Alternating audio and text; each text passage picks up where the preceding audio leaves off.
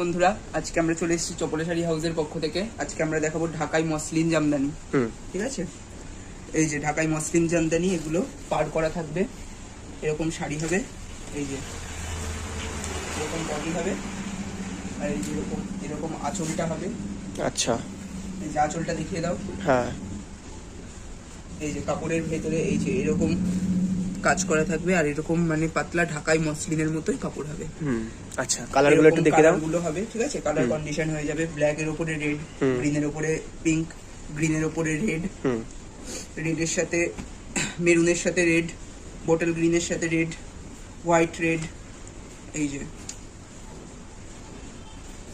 এরকম সব colour condition হয়ে যাবে। আচ্ছা, আর আরো হচ্ছে কি যে চাইলে আমাদের আরো অনেক রকম শাড়ি রয়েছে, আপনি নিচে দেওয়া নাম্বারে কন্ট্যাক্ট করে নেবেন। আমাদের আরো নতুন নতুন ভিডিও আমরা রোজ আপডেট দিতে থাকি।